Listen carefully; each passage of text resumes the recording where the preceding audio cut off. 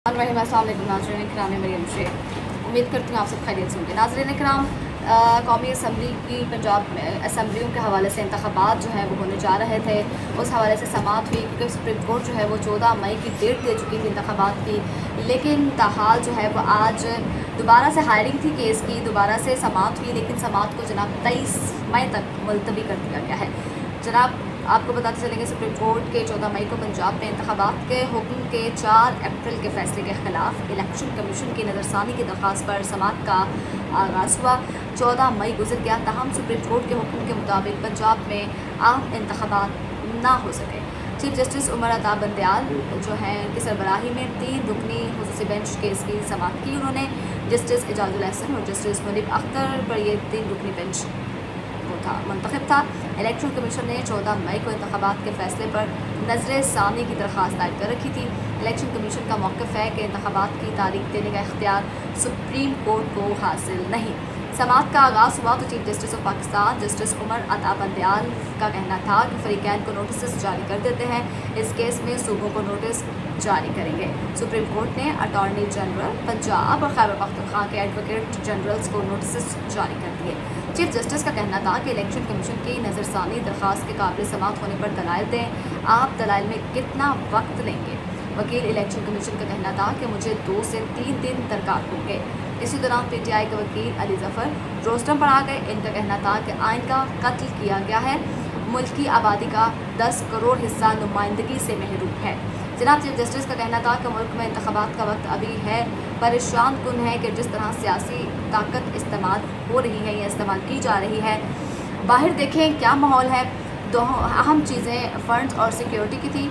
आज आपने दरख्वास्त में सुप्रीम कोर्ट के दायरे अख्तियार का पंडोरा बॉक्स खोल दिया। ये आपके मरकज़ी केस में मौक़िफ़ नहीं था।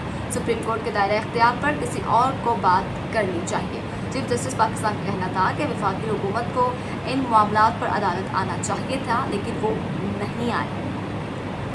नज़रसानी का ऑप्शन जो है आपके पास था, जो आपने इस्तेमाल किया। मुल्की इदारों और एहसासों को जलाया जा रहा है।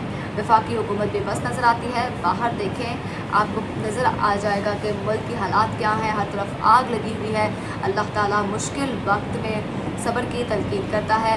वफाकी हुकूमत बेबस नज़र आती है। 4-5 दिन से जो हो रहा है वो नहीं होना चाहिए। इसे आप भी देख रहे हैं, मैं भी देख रहा हूँ। PTI के वकील अली जफ़र ने कहा कि मौजूदा सूरत में निगरान हुकूमत गैर कानूनी है। सुप्रीम कोर्ट के फैसले पर अमल दरामद होना चाहिए। चीफ जस्टिस ऑफ पाकिस्तान ने कहा कि मुश्किलात में रद्द-ए-अमल नहीं, सब्र से काम लिया जाता है। इस वक्त सूरत हाल बहुत तनाव का शिकार है। मैंने लोगों की गोलियों से ज़ख्मी तस्वीरें देखी हैं। इलेक्शन जमहूरियत का तसलसल है। अखलाकी बरतरी के लिए इंतज़ामिया और अपोजिशन को कहता हूँ कि बेहतर अखलाकी कदर जो है वो तलाश की जाए। वकील अली जफ़र का कहना था कि आइन पर अमल दरामद सबका फ़र्ज़ है। इस पर लोग जो हैं आइन की अमलदारी और ख़िलाफ़ वर्जी के दरमियान इस वक्त खड़े हैं, जिस पर चीफ जस्टिस ने कहा कि लोगों की ज़िंदगियों का तहफ़्फ़ुज़ उससे भी ज़्यादा ज़रूरी है।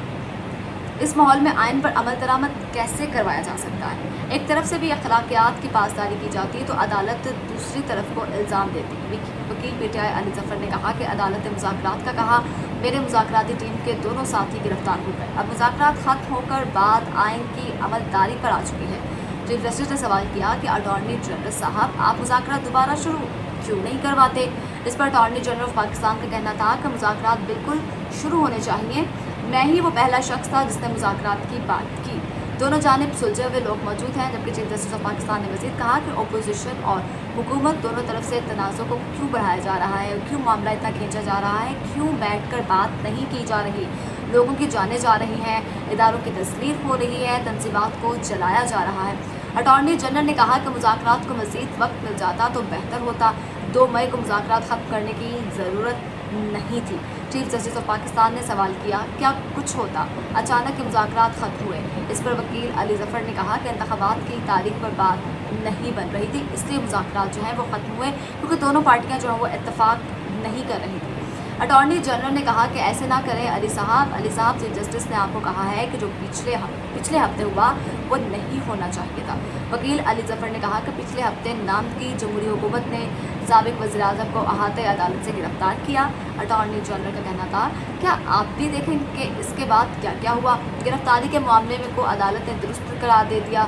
2 मई को मुज़ाकरात के अमल से PTI पीछे हट गई। उन्होंने 9 मई के वाक़यात की मज़म्मत की, ना ही माज़रत की गई। चीफ जस्टिस का कहना था कि मुज़ाकरात दोबारा शुरू करें, जो बयानिया दोनों जानिब से बनाया जा रहा है उसका कोई ना कोई हल निकाला जाए। अली ज़फ़र दुरुस्त कह रहे हैं कि बाल हुकूमत के कोर्ट में है, जबकि हुकूमत मुज़ाकरात की दावत दे तो अली ज़फ़र भी अपनी क़यादत से बात करें। सुप्रीम कोर्ट पाकिस्तान अवाम के हकूक़ के दफ़ा के लिए मौजूद है। बुनियादी हकूक़ के नफाज के लिए अमन होना बहुत ज़रूरी है। इकॉनमी मुंजमद है।